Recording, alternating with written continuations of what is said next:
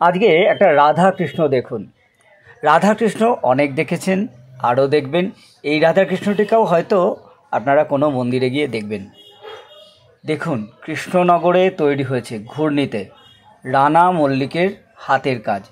এই যে রানা মল্লিক, তিনি চলেছেন কৃষ্ণ ঠাকুরকে ধরে। তাঁর কাজ দেখুন, তিনি এবং তার সহযোগী শিল্পীরা এই কাজটি করেছেন। এত সুন্দর পরিবেশ তার এই স্টুডিওর, একেবারে মন ভরে গেছে।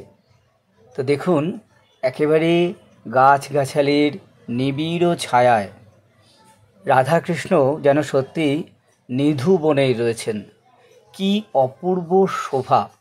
আমি ভিডিওটি আপনাদেরকে খুব স্লো মোশনে দেখাচ্ছি এবং চেষ্টা করছি যে যতটা ডিটেল সম্ভব দেখানোর। তাতে আপনারা বুঝতে পারবেন যে কৃষ্ণনগরের যে মৃৎশিল্প, মাটির কাজ, সেটা কেন এতটা জনপ্রিয়। এটি ফাইবার গ্লাসে তৈরি, কিন্তু প্রথমেই তো ফাইবার গ্লাসে তৈরি হয়নি, তার আগে মাটি দিয়ে এই মডেলটিকে তৈরি করতে হয়েছে। সে মাটির রাধাকৃষ্ণও কিন্তু অসাধারণ, তবেই না এত সুন্দর তার থেকে ফাইবার গ্লাসে ট্রান্সফার করা গেছে। রানা মল্লিকের জন্ম কৃষ্ণনগরের ঘূর্ণি পুতুলপট্টিতে, যা কিনা বড় বড় মৃৎশিল্পীদের একেবারে আঁতুর ঘরই বলা চলে। রানা মল্লিক তার যে মৃৎশিল্পের কাজ শিখেছেন তার বাবা স্বর্গীয় রাজকুমার মল্লিকের কাছ থেকে।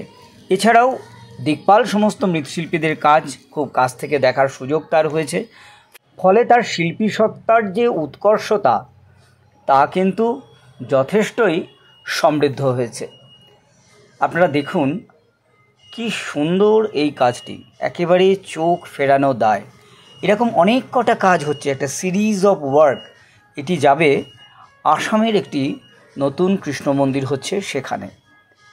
রানা মল্লিকের কাজ এরকম অনেক জায়গাতেই রয়েছে, আমরা দেখি কিন্তু বুঝতে পারি না, জানতে পারি না, যেহেতু নিচে নাম লেখা থাকে না এটি কার কাজ। কৃষ্ণনগরের মৃৎশিল্পীদের কাজ কিন্তু সারা ভারতবর্ষ, শুধু ভারতবর্ষ কেন, ভারতবর্ষের বাইরেও ছড়িয়ে রয়েছে।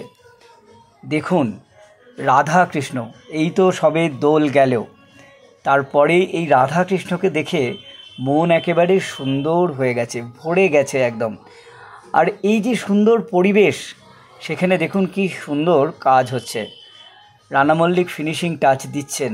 এটি প্রায় ফিনিশ হয়ে এসেছে। সব মিলিয়ে আমার তো খুব ভালো লেগেছে। কেমন লাগলো আপনাদের রানা মল্লিকের তৈরি এই রাধাকৃষ্ণ? অবশ্যই কমেন্ট করে জানাবেন। ভালো লাগলে লাইক ও শেয়ার করবেন।